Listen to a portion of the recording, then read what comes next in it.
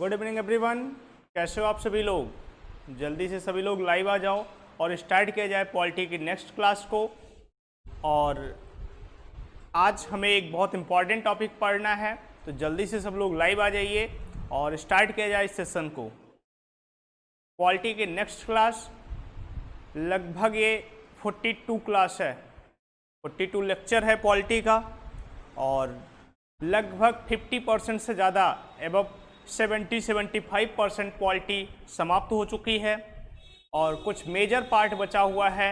एक हमारा न्यायपालिका भाग 5 का, और फिर राज्य। जैसे ही भाग 6 कंप्लीट होगा राज्य, वहीं पर हमारी पॉलिटी क्या होगी, 90% ज़्यादा समाप्त हो जाएगी। ठीक, तो चलिए हम लोग स्टार्ट करते हैं आज, और एक बहुत इंपॉर्टेंट टॉपिक के साथ, जो हमारा बजट होगा। हमारा राज्यसभा कंप्लीट हुआ था और लोकसभा कंप्लीट हो चुका है। अब हम संसद की प्रक्रियाओं के बारे में, संसद में कार्य क्या क्या होते हैं, उन कार्य के बारे में हम जानेंगे। हम आर्टिकल 112 से स्टार्ट करेंगे, जो आर्टिकल 117 तक होगा, और वो संबंधित होगा बजट से। वो किससे संबंधित होगा? बजट से संबंधित होगा। कल एक क्वेश्चन आया था, कल एक क्वेश्चन था कि जो उपाध्यक्ष होता है, मैंने बताया भी था, लेकिन एक बार फिर से सुन लीजिए कि मैंने ये नहीं कहा था उपाध्यक्ष शपथ लेता ही नहीं है। शपथ वो लेता है, परंतु उपाध्यक्ष के नाम पर शपथ नहीं लेता है। मेरे कहने का मतलब ये था, वो एज ए राज्यसभा मेंबर के रूप में शपथ लेता है अध्यक्ष के सामने, परंतु उपाध्यक्ष का, मैंने ये आपसे बताया था, उपाध्यक्ष के लिखाया था कोई शपथ नहीं। मैंने कोई शपथ नहीं के साथ ये भी लिखा था कोई अलग से शपथ नहीं। अलग से शपथ नहीं का मतलब क्या है? एज ए राज्यसभा का मेंबर जो शपथ लेता है, वही सेम शपथ कौन लेता है? राज्यसभा का उपाध्यक्ष भी लेता है। ठीक, तो हमारा राज्यसभा कल कंप्लीट हुआ था, हमारा लोकसभा कंप्लीट हो चुका है, और हम स्टार्ट आगे क्या करेंगे? बजट के बारे में, जो हमारा आर्टिकल 112 से स्टार्ट होगा। तो हेडिंग डालिए आप लोग बजट, हेडिंग डालिए आप लोग बजट। और पहला शब्द बताइए, आपके लिए पहला क्वेश्चन है कि बजट किस भाषा का शब्द है? बजट किस भाषा का शब्द है? वो इंग्लिश है, रोमन है, फ्रेंच है या जर्मन है? किस भाषा का शब्द है बजट? एक बहुत बेसिक सा क्वेश्चन, आपके चाहे स्ट्रेटजी के कहो, या फिर इकोनॉमिक्स का क्वेश्चन, या फिर पॉलिटी में भी ये क्वेश्चन पूछा जा सकता है। तो कई जगह आपके क्वेश्चन बनेंगे, चाहे पॉलिटी में, चाहे इकोनॉमिक्स में, या फिर स्टैटिक जीके में, कि बजट किस भाषा का शब्द है। जल्दी से सबका आंसर आना चाहिए। और बताइए कि बजट पर आप लोग क्या जानते हो?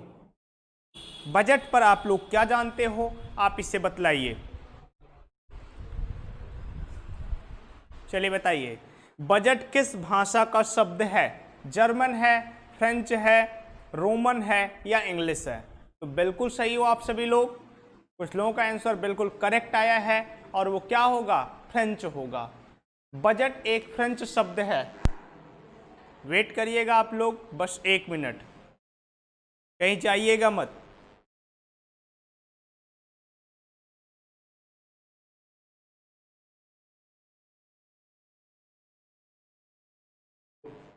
तो बिल्कुल सही आंसर है कि बजट किस भाषा का शब्द है? तो बजट एक फ्रेंच वर्ड है। बजट कौन सी भाषा का शब्द है? तो एक फ्रेंच वर्ड है, और वो फ्रेंच वर्ड है बुजेट।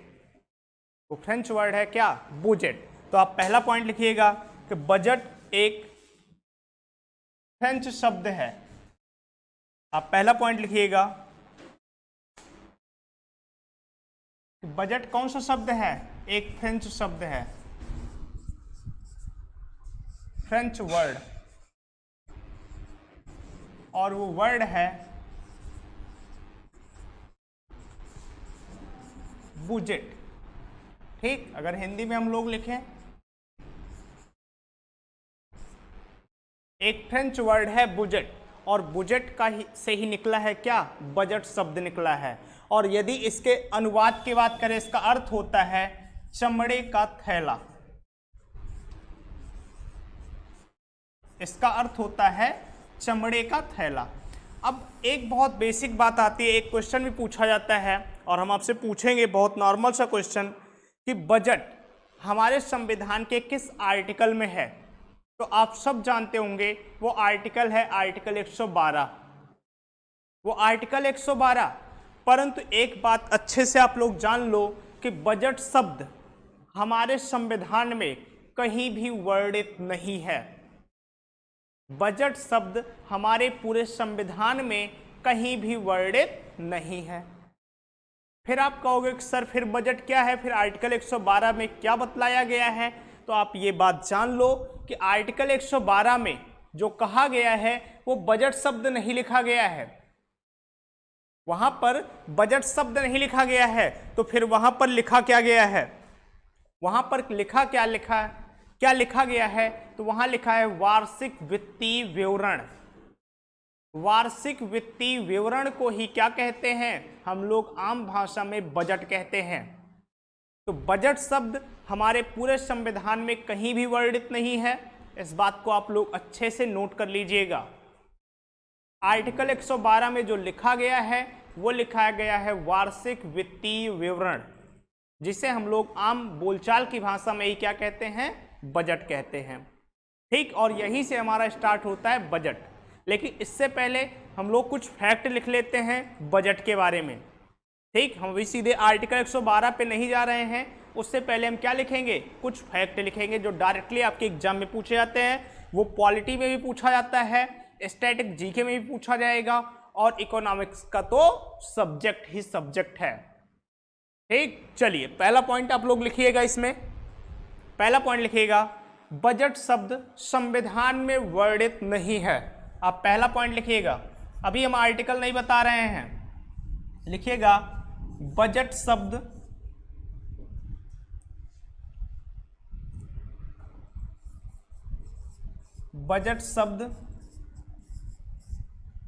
संविधान में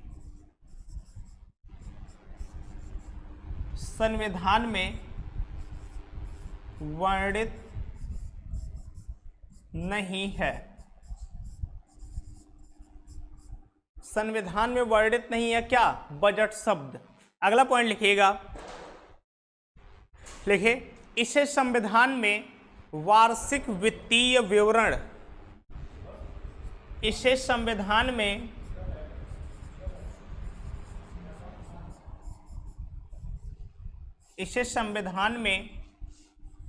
वार्षिक वित्तीय विवरण के नाम से दर्शाया गया है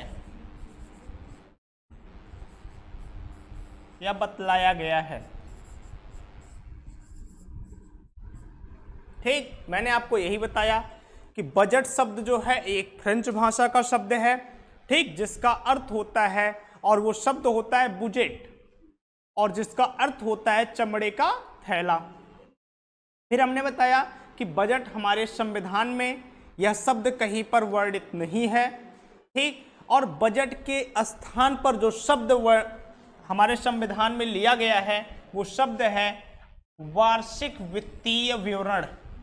ठीक, एक वर्ष का फाइनेंशियल डिस्क्रिप्शन जो होता है वही हम लोग आम बोलचाल की भाषा में क्या कहते हैं, बजट कहते हैं। और ये वार्षिक समय लिया कब से कब तक जाता है, तो ये समय होता है 1 अप्रैल से 31 मार्च तक। यही होता है वो वार्षिक समय, ये ड्यूरेशन वही होता है 1 मार्च से 31 मार्च तक, जो डिस्क्रिप्शन दिया जाता है किसका, फाइनेंशियल। और ये कैसा होता है, ईयरली होता है, तो इसीलिए कहा जाता है क्या, वार्षिक वित्तीय विवरण, ईयरली फाइनेंशियल डिस्क्रिप्शन। क्लियर है। ठीक, अगला पॉइंट आप लिखिएगा, अगला पॉइंट आप लोग लिखिए लिखिए, एक क्वेश्चन पूछा था कि भारत में सर्वप्रथम बजट कब पेश हुआ था या फिर किसने पेश किया था। तो अगला पॉइंट लिखिएगा कि भारत में सर्वप्रथम बजट, सबको पता भी होगा, बहुत बेसिक सा क्वेश्चन है। भारत में सर्वप्रथम बजट सन 1860 में, भारत में सर्वप्रथम बजट सन 1860 में 1860 में किसके द्वारा हुआ था? तो जेम्स विल्सन के द्वारा।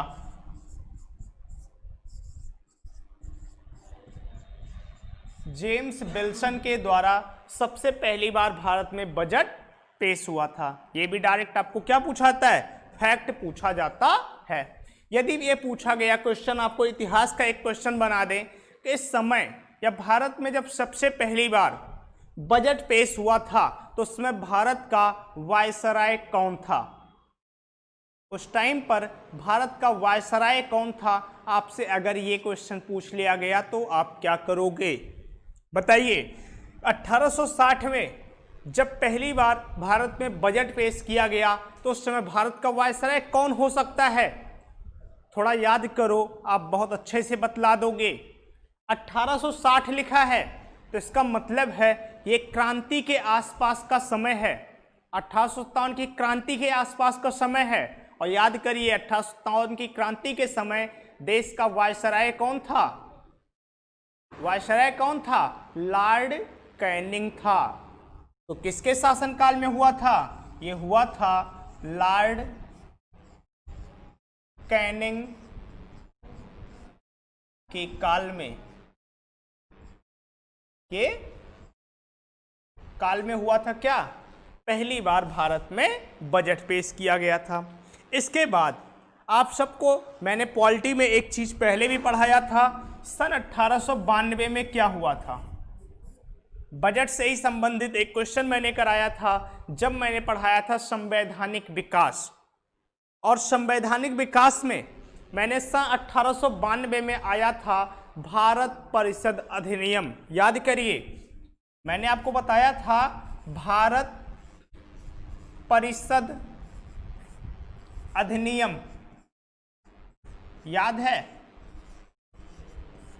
और भारत परिषद अधिनियम में क्या बतलाया गया था सन 1892 में? तो कहा गया था कि अब जब बजट पेश होगा संसद में तो भारतीयों को बहस करने का अधिकार दिया गया था सन 1892 के भारत परिषद अधिनियम में। क्या दिया गया था? बजट पर बहस करने का अधिकार। आप लिखिएगा, सन 1892 में भारत परिषद अधिनियम में बजट पर भारतीयों को बहस करने का अधिकार दिया गया। कब? सन 1892 में। परंतु मैंने वहीं पर आपको ब्रैकेट में एक बात लिखवाई थी, याद करिए, जिसे याद हो वो बोलिएगा। मैंने ब्रैकेट में ही लिखवाया था क्या? परंतु मतदान का अधिकार नहीं दिया गया।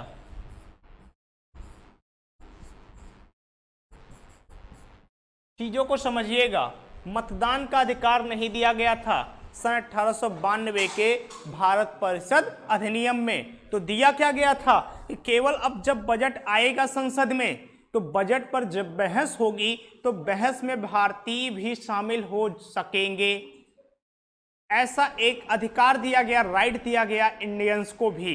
कब? 1892 के भारत परिषद अधिनियम में। एक क्वेश्चन ये पूछा जाता है। फिर आपसे एक क्वेश्चन और पूछा जाता है, क्या कि आप सबको पता है कि गणतंत्र भारत के पहले वित्त मंत्री कौन थे?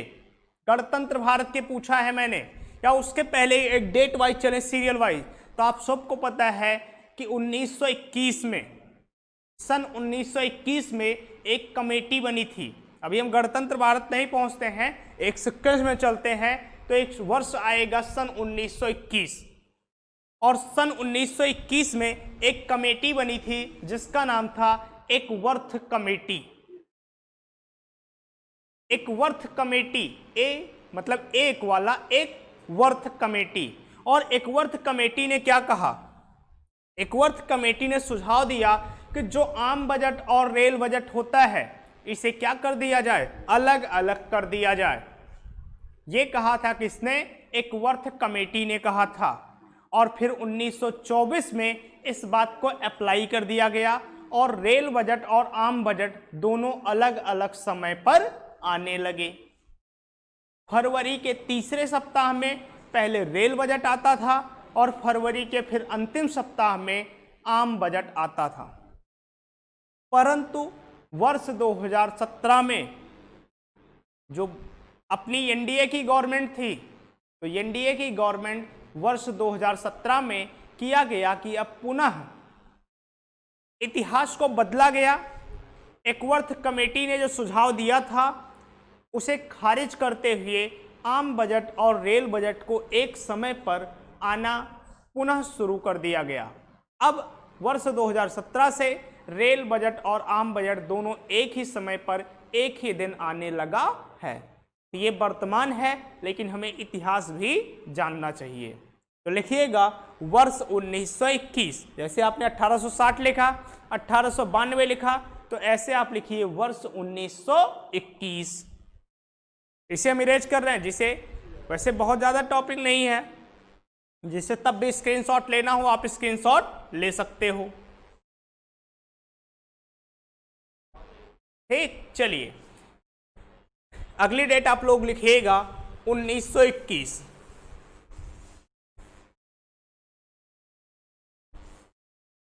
वर्ष 1921।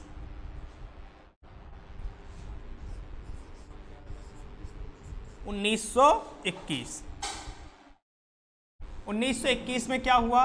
लिखिएगा एकवर्थ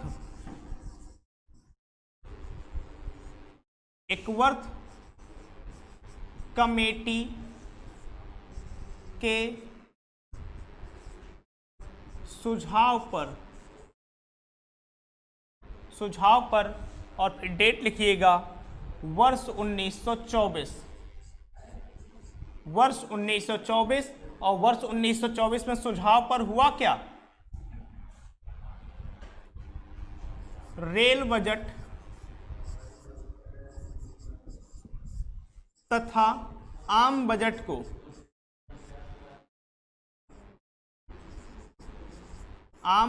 को अलग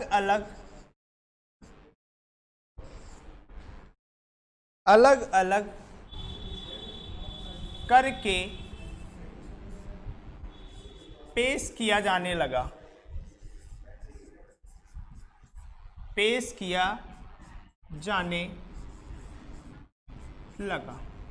आप सबको पता है रेल बजट रेल मंत्रालय के द्वारा आता है, और जो हमारा आम बजट होता है वो हमारे वित्त मंत्री द्वारा प्रस्तुत किया जाता है। ठीक, अगला पॉइंट लिखिएगा। और फिर हमने बताया कि किस वर्ष? वर्ष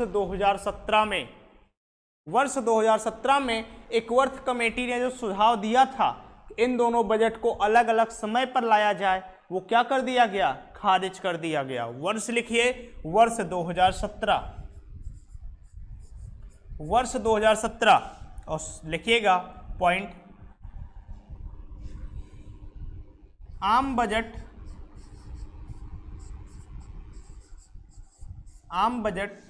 तथा रेल बजट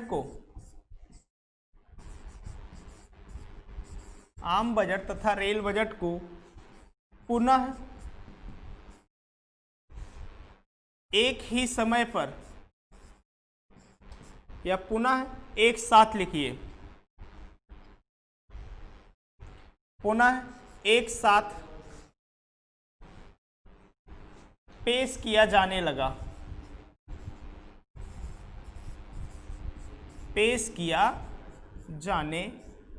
लगा। ठीक, कब से? वर्ष 2017 से। ठीक, और आपसे मैंने एक फैक्ट कहा, नोट करके आप लोग एक फैक्ट लिखिएगा। एक फैक्ट लिखिएगा, आप लोग लिखिएगा, गणतंत्र भारत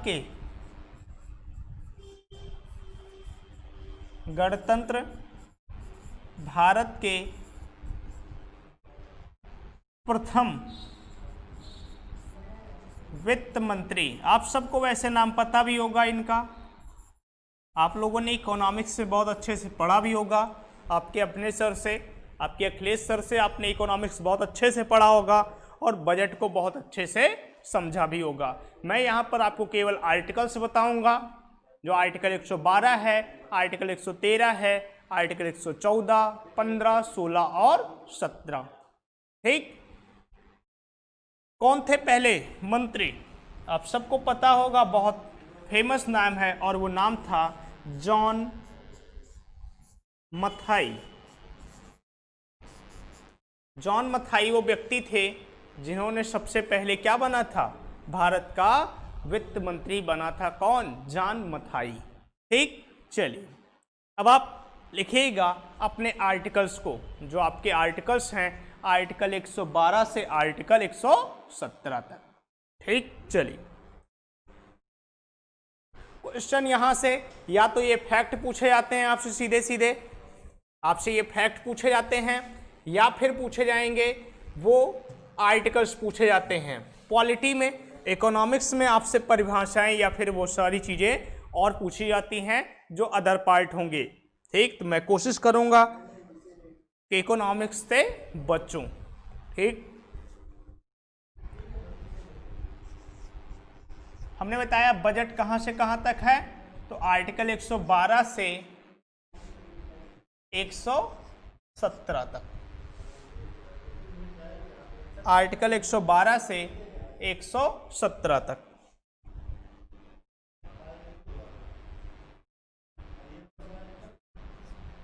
आर्टिकल 112 से 117 तक, और जिसमें से पहला आर्टिकल लिखिएगा आर्टिकल 112।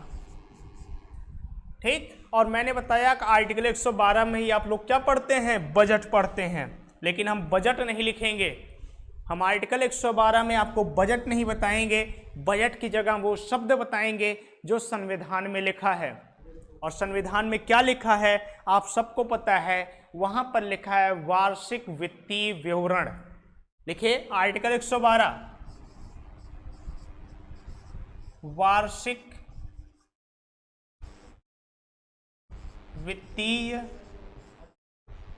विवरण। ठीक, आर्टिकल 112 में क्या लिखा गया है? वार्षिक वित्तीय विवरण। ठीक, चलिए अब आप सबको पता है, देखिए इसी को हम लोग क्या कहते हैं आम बोलचाल की भाषा में, इसी को हम लोग बजट कहते हैं, तो इसीलिए हम लिख दे रहे हैं, आप भी लिख लीजिएगा जिससे कंफ्यूजन ना हो। वार्षिक वित्तीय विवरण को ही क्या कहते हैं? बजट कहते हैं। कोई कंफ्यूजन नहीं होनी चाहिए। आप सबको पता है कि बजट बहुत ज़्यादा एक्सप्लेन करने की जरूरत नहीं, आप सबको पता है कि पूरे वर्ष में जो आय व्यय का, जो अनुमानित आय व्यय का जो भी एक विवरण होता है वही क्या कहलाता है? बजट कहलाता है, वार्षिक वित्तीय विवरण कहलाता है। आपको नाम से ही पता चला होगा, वित्तीय मतलब फाइनेंशियल, फाइनेंशियल चीजों का क्या होगा? विवरण होगा, मतलब डिस्क्रिप्शन दिया जाएगा, और वो डिस्क्रिप्शन कैसा होगा, उसका टेन्योर क्या होगा, तो वो टेन्योर होगा ईयरली, मतलब वार्षिक। तो यहां पर एक्सप्लेन करने की कोई जरूरत नहीं है। और हमने आपको बताया भी कि ये समय निकाला जाता है कब? 1 अप्रैल से 31 मार्च तक, और यही है हमारा क्या? आर्टिकल 112। फिर लिखिएगा आर्टिकल 113। अगला लिखिए आर्टिकल 113। अगला पॉइंट लिखिएगा आर्टिकल 113। और आर्टिकल 113 में होता क्या है हम देखो आपको बताएंगे। अभी जब बजट पास करने की तरीका बताएंगे कि बजट किस प्रकार से प्रस्तुत होता है और उसके चरण क्या होते हैं, तो आपको एक कुछ नई बातें पता चलेंगी।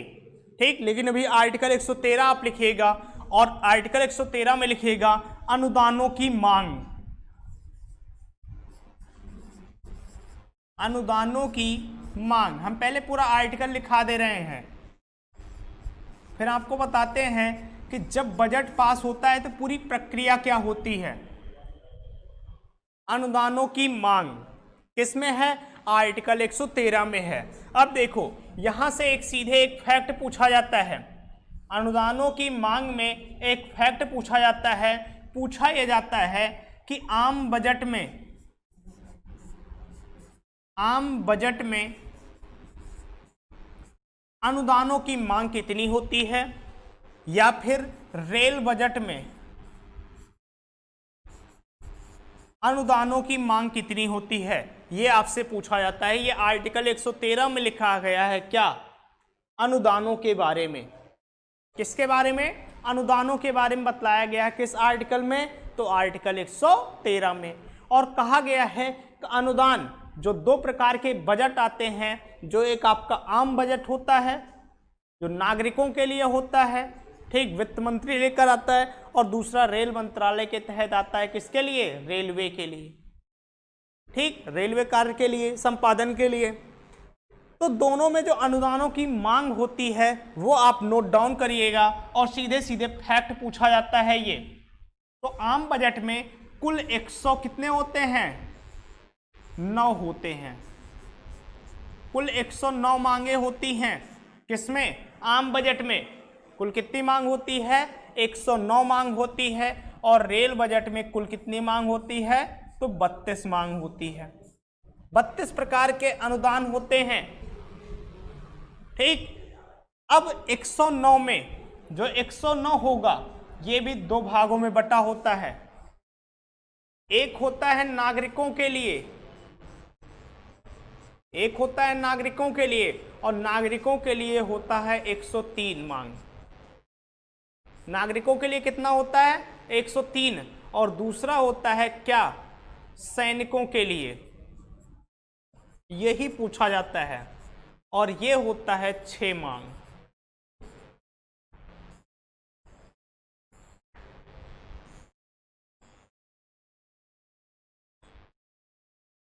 ठीक, तो अनुदानों की मांग हमने बताया दो प्रकार से होती है, एक आम बजट पर होती है और दूसरा रेल बजट पर होती है।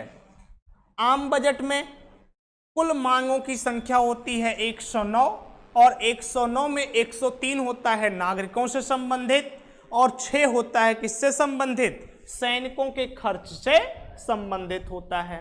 और रेलवे के लिए टोटल कितनी मांग आती है? तो रेलवे के लिए आती है टोटल कितनी मांग?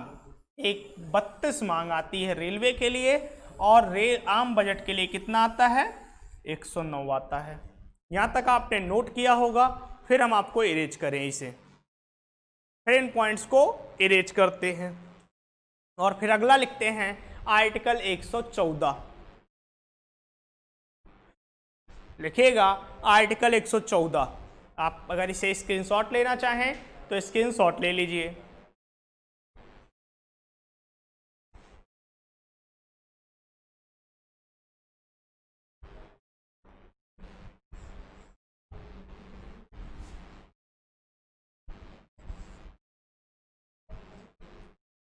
ठीक, बजट लिखा था। फिर लिखिए आर्टिकल 114।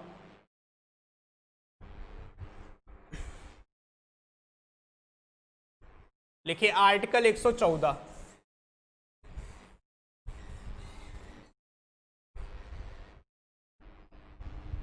और आर्टिकल 114 क्या है? आर्टिकल 114 कहता है विनियोग विधेयक के बारे में। आर्टिकल 114 क्या कहता है? विनियोग विधेयक के संबंध में। लिखिएगा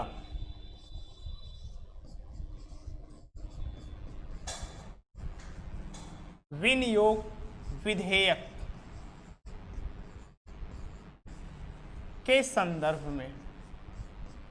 अब देखिए हम आपको समझा रहे हैं कि विनियोग विधेयक होता क्या है। विनियोग विधेयक होता क्या है ये हम आपको समझाने की कोशिश करते हैं। देखिए जब बजट आता है तो बजट से पास होने से पहले जो अंतरिम बजट आता है उसके बाद होता क्या है कि जैसे मान लीजिए कि भारत सरकार को जो उसकी संचित निधि है उसमें से अतिरिक्त धन निकालने की आवश्यकता पड़ती है। किसी कारणवश अतिरिक्त धन निकालना है तो अतिरिक्त धन भारत सरकार ऐसे ही नहीं निकाल लेगी, उसके लिए एक विधेयक लाना पड़ता है जिसे ही क्या कहते हैं, विनियोग विधेयक कहते हैं। विनियोग विधेयक आएगा और वो विधेयक फिर जो जांच समितियां होंगी, विधेयक पास होगा, फिर जो जांच समितियां होंगी वो जांच करेंगी, उसके बाद ही भारत सरकार संचित निधि से अतिरिक्त धन निकाल सकती है। यही होता है विनियोग विधेयक की परिभाषा। या आप विनियोग बहुत अच्छे से पढ़ेंगे जब आप बजट पढ़ेंगे इकोनॉमिक्स, ये इकोनॉमिक्स का पार्ट है, लेकिन अब परिभाषा आप समझ लीजिए। आप नेट पर भी सर्च करेंगे, इकोनॉमिक्स की बुक में देखेंगे तो आपको बहुत अच्छे से दिखाई होगा कि लिखा होगा कि विनियोग विधेयक कहते किसे हैं। तो परिभाषा लिखी होती है कि यदि भारत सरकार को अपने टोटल आय व्यय में से अतिरिक्त धन भारतीय संचित निधि से निकालने की आवश्यकता पड़ती है तो वो बिना विनियोग विधेयक को पारित कराए बिना वो धन नहीं निकाल सकती। और उसी विनियोग विधेयक के बारे में बताया गया है किसमें, आर्टिकल 114 में बताया गया है। एक कुछ समय के लिए होता है, कुछ निश्चित समय के लिए होता है, ये नहीं एक विनियोग विधेयक बहुत लॉन्ग टाइम के लिए ला दिया जाएगा, कुछ महीनों के लिए, और नॉर्मली लगभग 2 महीने के लिए, लगभग हम बता रहे हैं, इससे ज़्यादा भी हो जाता है, कम भी हो जाता है। तो इतने समय के लिए आता है क्या, विनियोग विधेयक आता है। ठीक, चलिए हमने बहुत शार्ट में समझाया है विनियोग विधेयक के बारे में। ठीक, जो ना समझ में आए तो आप कमेंट सेक्शन में लिखिएगा और आगे फिर बताने की कोशिश करेंगे। ठीक, फिर अगला लिखिएगा आर्टिकल 115।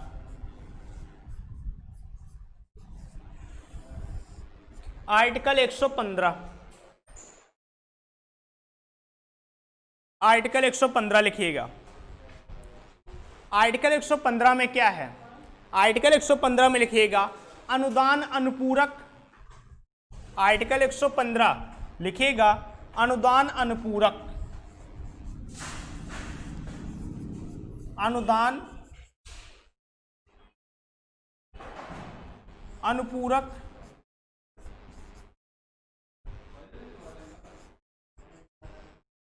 अगला अधिक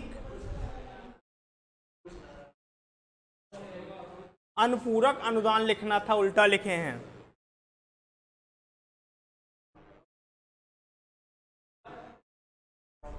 अनुपूरक अनुदान लिखिएगा, उल्टा लिखे थे। अनुपूरक अनुदान, अधिक अनुदान। अनुदान के कई प्रकार होते हैं। अधिक अनुदान,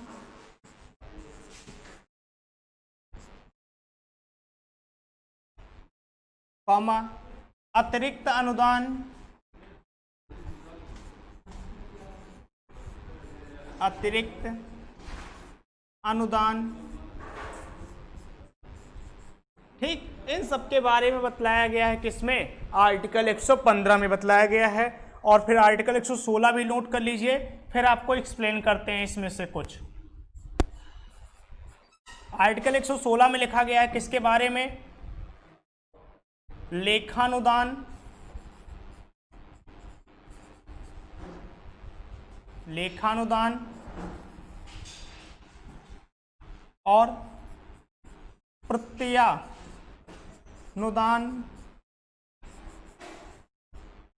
प्रत्ययानुदान और अपवादानुदान।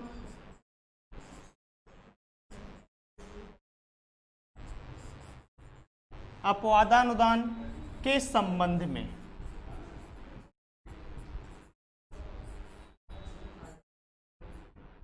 ये अनुदान के कुछ प्रकार होते हैं। अन्य अनुदान अब जब आप लोग पढ़ोगे तो वहाँ पर आप लोग पढ़ोगे अनुपूरक अनुदान क्या होता है, अधिक अनुदान क्या होता है, अतिरिक्त अनुदान क्या होता है, प्रत्यानुदान क्या होता है, और क्या कहते हैं लेखानुदान क्या होता है, अपवादानुदान क्या होता है। ये कुछ कई प्रकार के अनुदान होते हैं और पॉलिटी में केवल यही पूछा जाता है कि यह किस आर्टिकल से संबंधित है। लोक लेखानुदान ये सब इसी में आता है, ठीक। और कुछ कटौतियां भी होती हैं, इन्हीं से संबंधित कुछ कटौतियां होती हैं, लेकिन ये कटौती या अनुदान आपसे बस यही पूछा जाता है कि यह किस आर्टिकल का भाग है। इसकी परिभाषा कभी भी पॉलिटी में नहीं पूछी जाती है। मैं आपको बहुत बेसिक सा बता रहा हूं कि ये इनकी परिभाषाएं आप लोग पूछना भी मत हमसे, ठीक। ये आप लोग पूछिएगा अपने इकोनॉमिक्स वाले सर से, अपने अखिलेश सर से पूछिएगा कि सर अनुपूरक अनुदान क्या होता है, विनियोग विधेयक क्या होता है, अधिक अनुदान, अतिरिक्त अनुदान, लेखानुदान, प्रत्यानुदान या अपवादानुदान। ये आप अपने अखिलेश सर से जरूर पूछिएगा, और पूछिएगा जरूर कमेंट सेक्शन में, और वो भी लाइव रहेंगे और आपको बताएंगे कि सर होता क्या है, ठीक। तो हम यहाँ पर इसको आगे एक्सप्लेन नहीं करेंगे। और अगला आर्टिकल आप लोग लिखिए, आर्टिकल 117। देखिए आर्टिकल 117।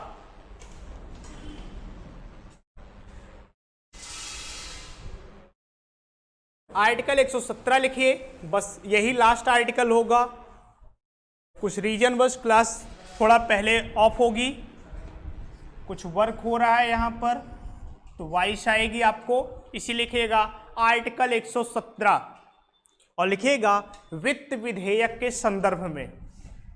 आर्टिकल 117 लिखिएगा वित्त विधेयक के संदर्भ में।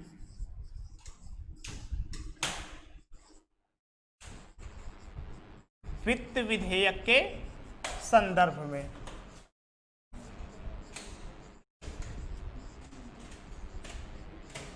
ठीक। और यहीं पर हमारा बजट क्या होता है, कंप्लीट हो जाता है। लेकिन अभी हम बजट में आपको एक चीज नहीं बताए हैं जो 10-15 मिनट का टॉपिक होगा, और वो होगा कि बजट पास किस प्रक्रिया के तहत होता है, उसकी पूरी प्रक्रिया क्या होती है।